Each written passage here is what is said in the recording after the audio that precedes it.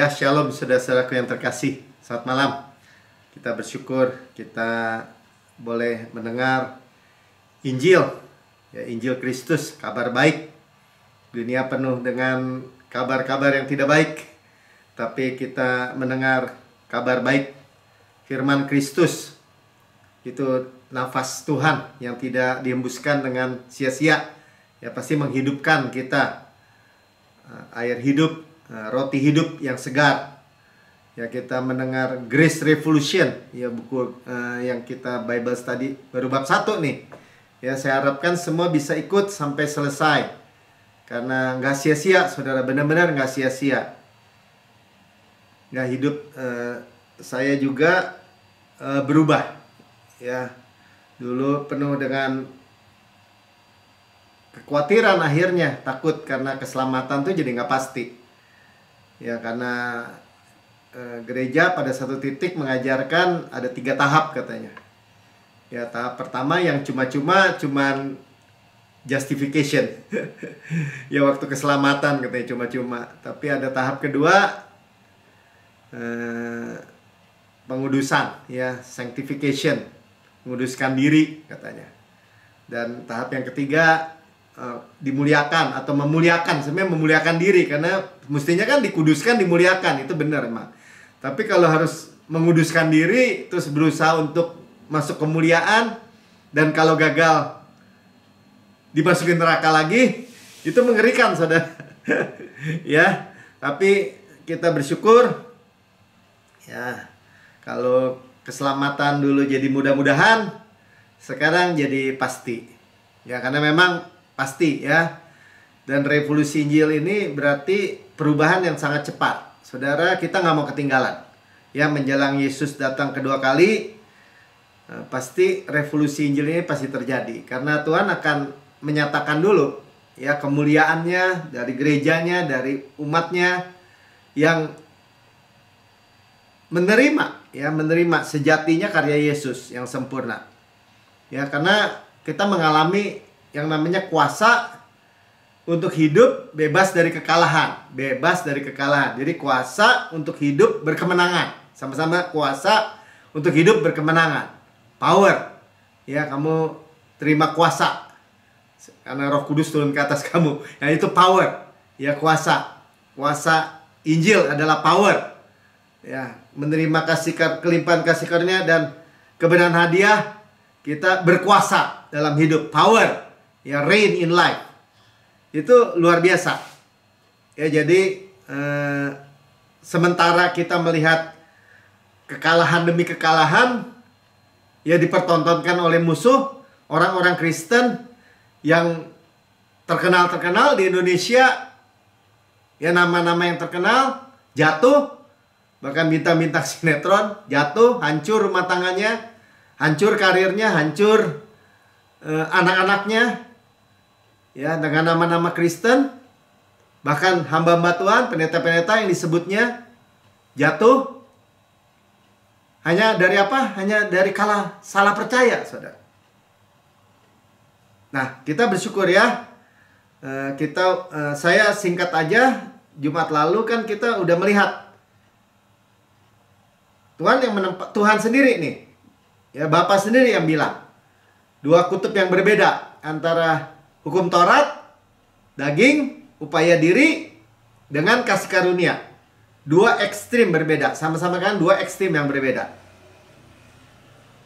Jadi saudara mesti mantap dulu. 2 ekstrim yang berbeda. Air dengan minyak nggak bisa disatukan. Bahkan Alkitab katakan seperti anggur baru dengan kantong kulit yang tua. Kalau disatukan, pecah tuh kantong kulit yang tua karena fermentasi anggur yang baru. Dan dua-duanya rusak. Dua-duanya hancur. Baik anggur, baik kantong yang tua. Baik hukum Taurat, baik kasih karunia. 2 covenant yang berbeda. Ikatan perjanjian yang berbeda. Katakan ikatan perjanjian yang berbeda. Ya, ikatan perjanjian Gunung Sinai, karena manusia maunya diperhitungkan kebenarannya, ya, Tuhan kasih 10 perintah lah melalui Musa. yang hamba melalui Musa, 10 perintah Allah. Ya, dan Tuhan sudah pindah dari Gunung Sinai ke Gunung Sion. Sekarang kasih karunia, karya sempurna Yesus. Saudara udah lihat ya. Jadi yang memisah-misahkan ini bukan saya atau Pastor Prince, bukan. Tuhan sendiri yang menyatakan perbedaan. Ya, manusia bilang, oh nggak bisa Pak Melki, harus keseimbangan katanya. Apa yang manusia katakan keseimbangan, Tuhan katakan percampuran. Kita udah bisa lihat percampuran. Tuhan enak, seperti panas dicampur dingin, suam-suam, dimuntahkan. Ya, dimuntahkan. Panas, kasih karunia, api, Roh Kudus nyala. Dingin, batu. Gak bisa dijadiin satu, gak bisa. Kalau dikerja sama gimana Pak Melki? Gak bisa juga. Karena dua kutub yang berbeda, gimana kerjasama? Bahkan Tuhan memperkenalkan, jadi ada kutuk, masih ada kutuk di Perjanjian Baru. Kutuk apa? Kalau mencampur, percampuran antara hukum Taurat dengan kasih karunia. Jadi gimana dong? Pertama harus setting dulu, sesuai dengan Roh Kudus, sesuai dengan firman Tuhan. Absolut mutlak hukum Taurat berlawanan dengan kasih karunia. Karena hukum Taurat itu tentang diri kita, kemanusiaan kita nih, daging. Ya, makanya disebut hukum yang mematikan, daging, mati, maut. Sedang kasih karunia pribadi Yesus, roh yang menghidupkan. Jadi mana bisa hidup dengan mati dijadiin satu? Nggak bisa. Jadi zombie gitu, nggak bisa saudara. Ya, bahkan orang yang sudah dinikahkan bangkit bersama Yesus dan menjadi mempelai Kristus, balik lagi ke hukum Taurat, suami lama disebutnya. Ya berzina tuh, perzinahan rohani sebenarnya itu. Kalau saya ditanya, itu melakukan perzinahan rohani itu, perzinahan rohani. Ya kalau perzinahan fisik orang tahu kan, misalnya selingkuh, berzina sama pelacur gitu ya. Tapi kalau perzinahan rohani apa? Oh, itu menduakan Tuhan, penyembah berhala. Iya, mereka di luar Yesus. Itu sih nggak usah ngomongin lagi. Ya kalau yang di dalam Yesus gimana? Kembali kepada hukum Taurat, kepada suami lama. Nggak ada kabar baik, yang ada kematian, saudara. Jadi kalau ditanya, pilih hidup, kasih karunia, apa pilih kematian? Pilihannya terlalu gampang ya. Tapi orang masih bisa ragu-ragu tuh. Heran juga. Ya. Kenapa Tuhan itu benci atau enek tadi? Percampuran. Karena untuk kasih karunia, Bapa tuh sudah mengorbankan yang the best. Anaknya yang tunggal, yang sangat dikasih. Udah tunggal ya pasti satu-satunya ya, yang sangat dikasih yaitu Yesus Kristus. Ya, untuk mati, karya sempurna, melakukan karya sempurna, menjadi korban anak domba Allah yang sempurna. Itu yang Tuhan Yesus bayar, yang Bapa kasih gitu. Dan Tuhan gak memburu dosa lagi, Tuhan gak kejar-kejar dosa lagi, sudah beres. Tuhan gak menghukum lagi, tidak ada lagi penghukuman, siapa dalam Kristus, sudah beres. Dan ini kabar baik harusnya bagi kita kan. Tapi aneh ya manusia ya. Nah cuman kalau kita balikin lagi nih, Tuhan udah pindah gunung kan. Dari gunung Sinai, hukum Taurat, 10 perintah Allah, pindah ke gunung Sion, salib, karya Tuhan. Ya, gunung Sion, Yerusalem. Ya, sudah pindah. Tabutnya sudah pindah juga di Yerusalem, di pusat. Ya, berarti Yesus di pusat, sudah pindah. Mau dicampur lagi, namanya Babel, saudara. Saudara ingat aja, Babel itu namanya kebingungan. Akhirnya kekacauan. Babel itu artinya kekacauan. Sama-sama katakan kekacauan. Jadi nggak heran Tuhan itu membenci percampuran. Karena nggak mau kekacauan. Kacau orang Kristen. Bingung kan? Nah, kalau masih kejar dosa, bingung. Satu titik keselamatan saya rasanya mudah-mudahan jadinya.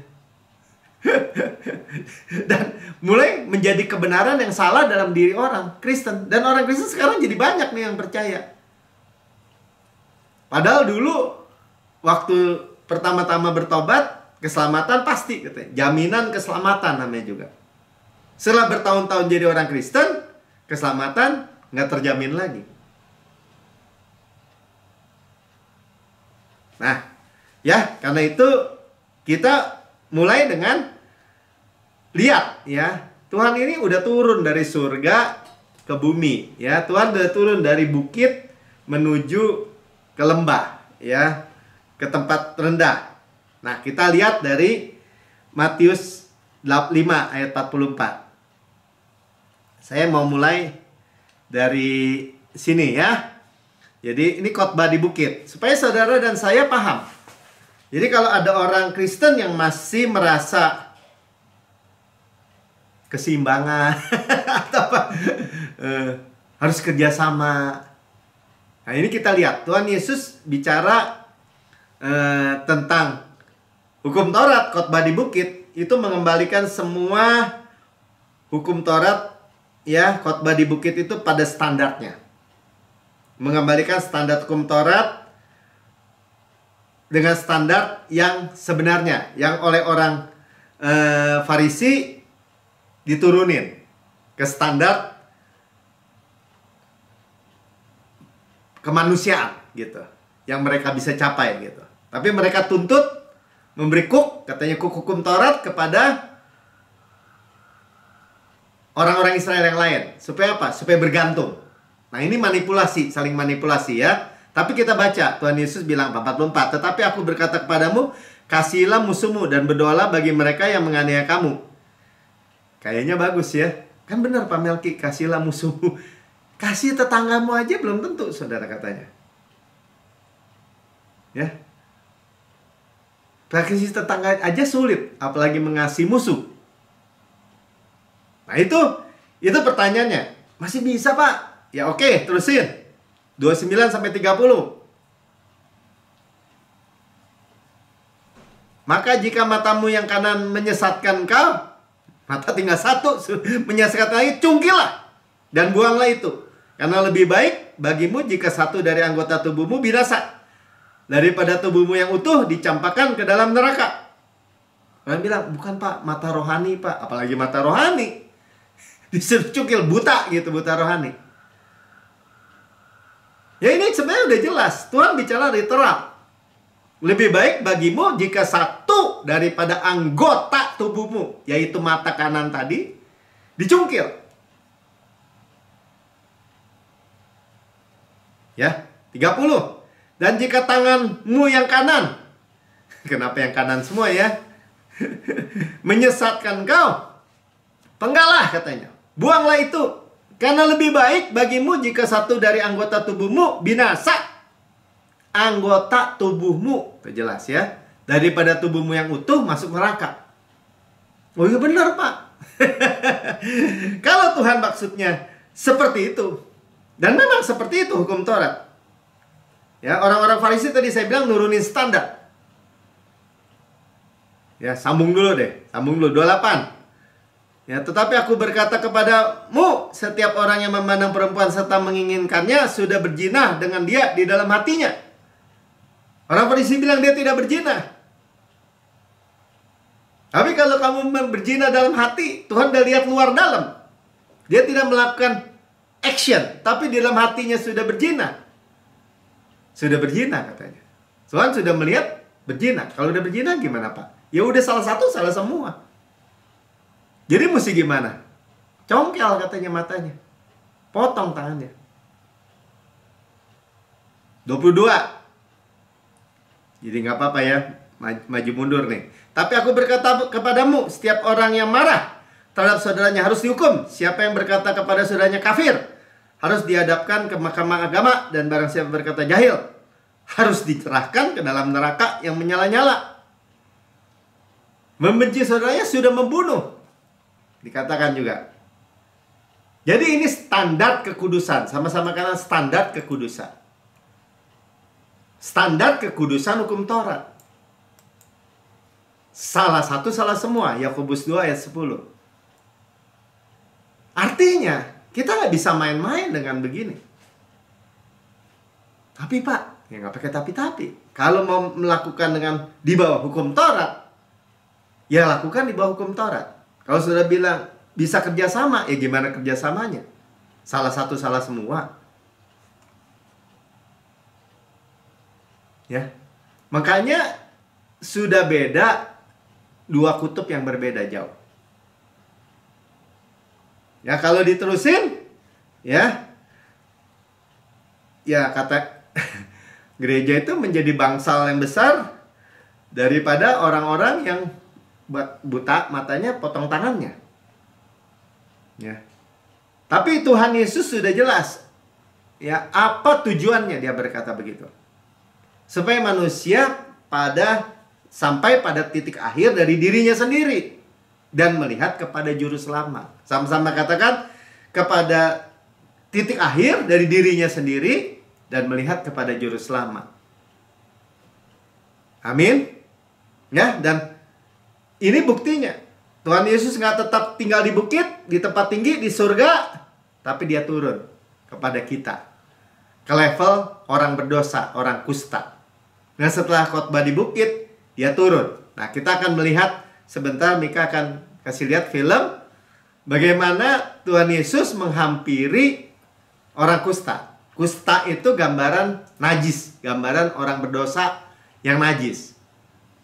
Ya, dia sudah dibuang dari lingkungannya, dari bahkan keluarganya, anak istrinya, bahkan yang terdekat, dan harus berkata najis-najis. Nanti kita baca ayatnya, tapi kita lihat dulu filmnya.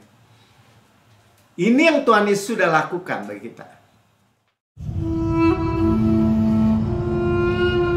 Blessed are the poor in spirit, for theirs is the kingdom of heaven. Blessed are those who mourn, for they shall be comforted. Blessed are the meek, for they shall inherit the earth.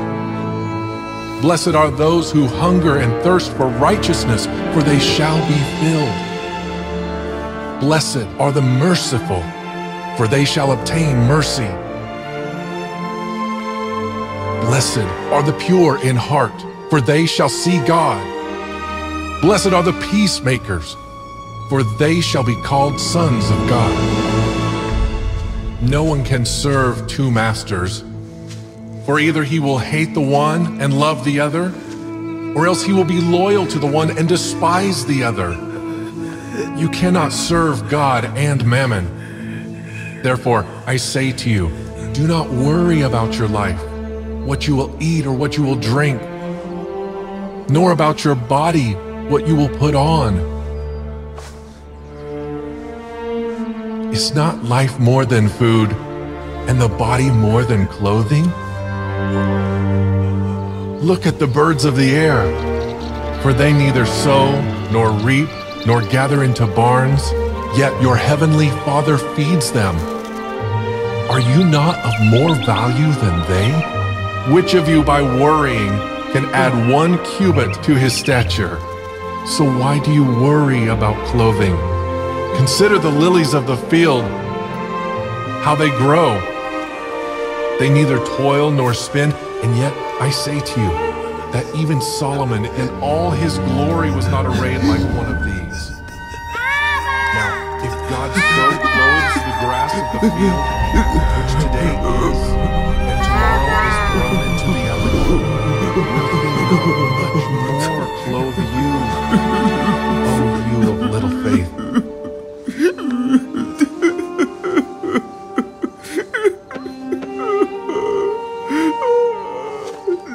And the rain descended, the floods came, and the winds blew and beat on that house, and it did not fall, for it was founded on the rock.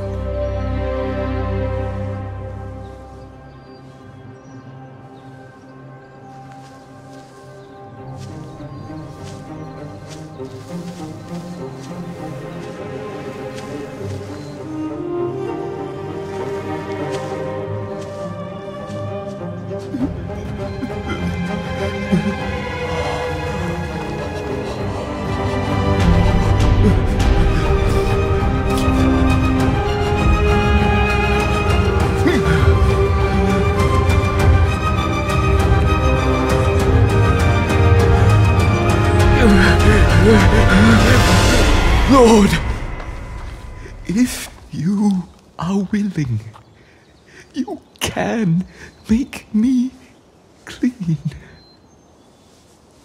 I am willing. Be cleansed.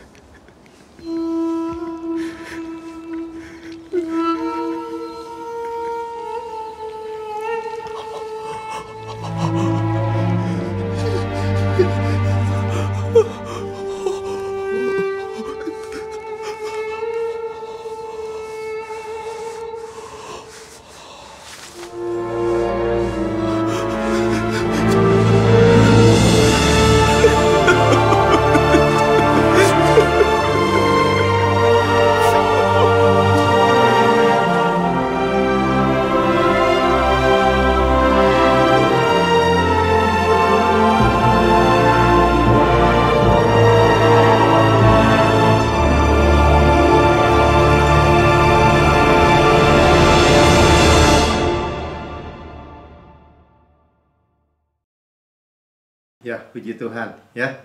Kita sudah melihat ya bahwa Tuhan Yesus itu turun dari level bukit surga menuju ke bumi. Dan orang berdosa yang harusnya najis. Kita bukan gak percaya seperti orang kusta tadi bahwa Tuhan sanggup. Tapi apakah dia mau? Itu kan pertanyaannya. Kita akan baca dulu dari Imamat 13 ayat 45. Orang yang sakit kusta, ini hukum Taurat, lihat. Harus berpakaian yang cabik-cabik. Tadi ya kita lihat ya, rambutnya terurai. Dan lagi ia harus menutupi mukanya sambil berseru, najis, najis. Orang berdosa itu najis, saudara. Dan semua orang telah berbuat dosa dan telah kehilangan kemuliaan Allah. 46. Selama ia kena penyakit itu, ia tetap najis. Memang ia najis. Ia harus tinggal terasing di luar perkemahan. Itulah tempat kediamannya. Terasing. Dan itulah Tuhan Yesus sanggup dan mau. Katakan sanggup dan mau. Dan kita melihat dia menjamah yang najis, yang kudus menyentuh yang najis. Di perjanjian lama, yang kudus itu jadi najis karena ketularan yang najis. Perjanjiannya sudah berubah. Yang kudus, Yesus menyentuh yang najis, orang kusta. Orang yang kusta itu menjadi tahir, ya disebutnya tahir. Matius 8 ayat 2-3. Maka datanglah seorang yang sakit kusta kepadanya lalu sujud menyembah dia dan berkata, Tuhan, jika Tuhan mau, Tuhan dapat mentahirkan aku. Saudara lihat, dia bukan tidak percaya bahwa Tuhan sanggup. Tapi apakah dia mau? Apakah Tuhan Yesus mau turun dari surga untuk mati buat saudara dan saya? Sebagai anak domba Allah yang menghapus dosa dunia. Dia mau. Lalu Yesus mengulurkan tangannya menjamah orang itu. Menjamah orang najis. Kudus menjamah yang najis. Dan berkata, aku mau, jadilah engkau tahir. Yang najis menjadi tahir. Seketika itu juga tahirlah orang itu dari kustanya. Makanya kusta itu bukan dibilang sembuh ya, tahir. Ya. Jadi lawannya tuh apa?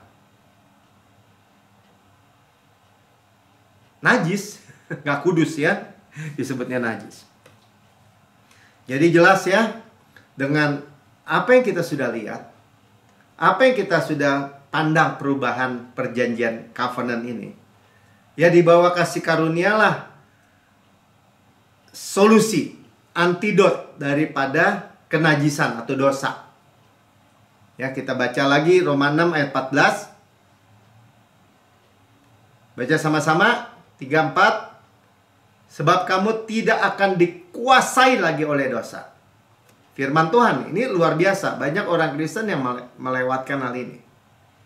Tidak akan dikuasai lagi oleh dosa. Ya, dosanya kata benda. Ya, berarti tidak dikuasai lagi oleh musuh. Tidak dikuasai lagi oleh penyakit. Tidak dikuasai lagi oleh kemiskinan, kegagalan, kerusakan rumah tangga. Tidak dikuasai lagi oleh wabah, bencana, kecelakaan. Tetapi reign nilai, berkuasa dalam hidup. Karena kamu tidak berada di bawah hukum Taurat, saudara. Tuhan tuh yang menempatkan ini hukum Taurat. Kalau kamu di bawah hukum Taurat, kamu dikuasai lagi oleh dosa. Makanya Rasul Paulus katakan, ketika aku di bawah hukum, yang mestinya menghidupkan aku malah membunuh aku, membangkitkan dalam diriku rupa-rupa las, hawa nafsu. Di bawah hukum Taurat.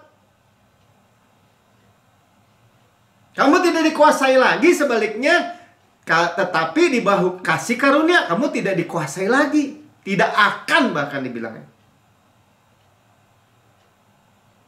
Ya. Dari penyakit, dari wabah, dari bencana, dari pandemi, dari kecanduan yang buruk. Jadi di bawah kasih karunia, sama-sama katakan dengan saya. Di bawah kasih karunia, kita memiliki kehidupan yang mulia. Itu rahasianya, saudara. Berabad-abad rahasianya. Iblis berusaha masuk, menyusup di dalam doktrin-doktrin pengajaran agamawi. Apa tuh? Kepercayaan tradisi turun-temurun. Yang menghilangkan kasih karunia Yesus, pribadi Yesus. Karya sempurna Yesus. Dosa itu hamartia tuh, hamartia kan. Tadi saya bilang kata benda hamartia tuh. Tidak tepat sasaran, makanya hidupnya nggak tepat sasaran, nggak kena sasaran Tuhan, tujuan Tuhan, target Tuhan. Hamartia, kata bendanya. Bahasa Yunaninya hamartia tuh dosa.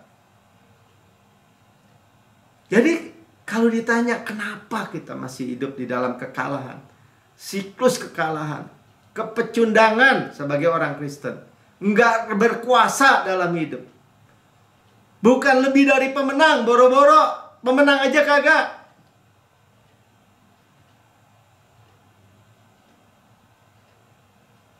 Firman Tuhan katakan, iman jadi sia-sia, janji jadi batal, Kristus tidak berefek. Kenapa Pak bisa gitu Pak? Karena mengharapkan kebenaran dari hukum Taurat. Kembali lagi di bawah kutuk. Padahal disuruh ditebus dari kutuk hukum Taurat. Di Galatia dibilang begitu. Hanya kasih karunia yang membawa kemenangan, saudara. Kemerdekaan yang kekal bahkan. Yang sejati dari dalam keluar, bukan dari luar ke dalam. Cuma tampak luar, bukan saudara. Tadi ingat ya, Tuhan melihat luar dalam. Karena itu Tuhan berurusan dari dalam keluar. Luar biasa ya. Jadi kalau orang tanya, kita mesti memiliki keyakinan yang kokoh. Apa implikasinya Pak? Percaya kasih karunia, hidup di bawah kasih karunia seperti ini. Kasih karunia yang radikal kata Pak Melki. Ya kasih karunia apa? Hyper grace gitu. Silahkan aja mau perkatakan apa. Ya, karena kalau saudara bisa mengukur itu kasih Tuhan, masih lebih tinggi lagi. Udah lebih tinggi lagi, masih lebih tinggi lagi. Ya, jadi kalau bilang itu Yesus itu beracun, saudara, orang Kristen atau orang itu ditipu dari tipuan jurang neraka. Nah, saya bacakan aja ya satu kesaksian sebagai penutup untuk perenungan kita malam ini. Ini dari namanya Ana ya, dari Iowa. Selama 16 tahun saya sudah kejatuhan rokok katanya, usia 16 tahun. Dan marijuana ya, ganja semacam gitu ya. Tetapi karena kasih karunia Bapa, saya sekarang bebas, sudah bebas. Meskipun saya bertumbuh dalam lingkungan yang saleh, tuh ya, lingkungan yang gereja, gitu ya, menghadiri gereja karismatik, meluangkan waktu setiap hari bersama Tuhan, dan bahkan mengajar sekolah minggu, pelayanan ya, saya adalah seorang pecandu yang tahu bagaimana menyembunyikan ketergantungan saya dengan baik, disembunyikan. Walaupun saya selalu dikenal sebagai orang yang mengasihi orang lain dan orang baik, namun saya merasa seolah-olah saya tidak bersikap baik kepada Tuhan atau diri saya sendiri. Saya menyakiti bait Tuhan dan menjadi seorang munafik. Saya benar-benar merasa tidak berharga dan seringkali pikiran bunuh diri melintas di benak saya. Siklus kegagalan, siklus kecanduan, siklus kekalahan yang membawa kepada bunuh diri. Sepanjang perbudakan selama 16 tahun, nggak sebentar ya, saya sudah berulang kali mencoba untuk menghentikan kecanduan saya. Termasuk pada saat saya mengandung 2 putra yang ganteng, ya, punya anak 2. Saya berhenti untuk sesaat, tapi tidak lama setelah melahirkan, saya segera mengulangi kebiasaan saya lagi, karena keinginan itu tidak pernah meninggalkan hati saya. Meskipun demikian, doa saya untuk orang lain selalu berkuasa dan efektif. Saya sangat marah kepada Tuhan, karena doa-doa saya untuk kebebasan saya sendiri tampak tidak didengar, atau paling tidak belum dijawab. Lalu sekitar 1,5 tahun lalu, saya mulai menonton program televisi Pastor Prince setiap hari. Kadang-kadang saya menonton sebuah program tertentu berulang kali. Pada saat itu Pastor Prince mengambil sepenuhnya memenuhi ruangan yang tersedia dalam digital video recorder saya. Saya juga mulai memesan materi yang dipimpin oleh Roh Kudus untuk memperolehnya. Dan saya berada di dalam kata kasih karunia selama berjam-jam setiap hari. Bahkan ketika di bawah pengaruh rokok dan marijuana. Pengharapan mulai mengisi hati saya. Bukan pengharapan bahwa saya akan segera dibebaskan, tapi pengharapan bahwa tidak peduli apapun keadaan saya, Bapak saya tidak pernah marah kepada saya. Kasih karunia cukup untuk Rasul Paulus dan kasih karunia cukup untuk saya. Sudah sejak lama saya berusaha memperoleh berkat Tuhan. Tetapi setelah mempersilahkan air firman membersihkan saya setiap hari, saya dapat menerima kasih-Nya, kasih karunia-Nya, damai sejahteranya, shalom, dan semua berkat-berkat-Nya. Terlepas dari perbuatan, setiap kali saya menghisap rokok atau marijuana, saya akan berkata, terima kasih Bapak, bahwa saya adalah kebenaran Tuhan di dalam Kristus Yesus. Saya tidak lagi mencoba untuk berhenti dan memutuskan bahwa kasih karunia-Nya cukup untuk saya. Suatu hari beberapa bulan lalu, saya dibebaskan dari 2 kecanduan itu. Saya tidak berusaha berhenti, itu terjadi begitu saja. Bapak surgawi saya sudah benar-benar mengambil keinginan saya. Bahkan ketika saya berada di tempat umum, di hadapan orang lain sedang merokok, saya tetap tidak mempunyai keinginan untuk melakukan hal yang sama. Bahkan saat ini, sambil memikirkan kata kebebasan yang luar biasa ini, saya hendak menangis dan menjerit, Bapak saya sangat setia. Terima kasih banyak karena berani menyampaikan kebenaran itu. Saya yakin kadang-kadang itu tidak mudah, tapi saya bersyukur kepada Kristus melalui pelayanan Anda sudah membebaskan saya. Sekarang saya bersama keluarga saya dan terlibat dalam pelayanan di penjara, mendengarkan dan membaca materi Anda. Sekarang saya sendiri menjadi bagian dalam pelayanan penjara dan menulis surat-surat yang berisi kebenaran kepada mereka di balik jeruji. Inilah saatnya bagi para tahanan dibebaskan di dalam nama Yesus. Puji Tuhan. Ya, saudara, lihat bahwa dosa tidak berkuasa kalau kita di bawah kasih karunia. Diubahkan dari dalam keluar. Ya. Kasih karunia itu kuasa untuk hidup bebas dari kekalahan. Yang mengalahkan setiap kecanduan, setiap siklus kekalahan yang menghancurkan hidup. Kemerdekaan yang sejati, kemerdekaan yang kekal, yang menetap. Saudara yang mendengar di rekaman YouTube, bukan kebetulan saudara mendengar rekaman ini. Dan saudara berkata, saya sudah lama hidup di dalam ketergantungan, obat bius, siklus kekalahan, kecanduan, hal-hal buruk. Dan saya mendengar kabar baik, firman Kristus. Dan saya menerima Yesus sebagai Tuhan dan Juru Selamat pribadi saya. Saudara, ini kesempatan saudara. Mari ikuti saya berdoa. Katakan begini ya, Tuhan Yesus yang Maha Mulia, saya menerima Engkau sebagai Tuhan dan Juru Selamat pribadi saya. Dengan mulut saya mengaku, dengan hati saya percaya bahwa Engkau telah mati buat saya, dibangkitkan karena pembenaran saya, naik ke surga, duduk di sebelah kanan Allah Bapa, dan mendudukkan saya bersama-sama dengan Yesus di surga. Surga adalah rumah saya, dan saya adalah anak yang paling dikasih oleh Bapa. Saya hidup tinggal di bawah kasih karunia Kristus, merdeka, bebas dari siklus kekalahan. Di dalam nama Tuhan Yesus, amin.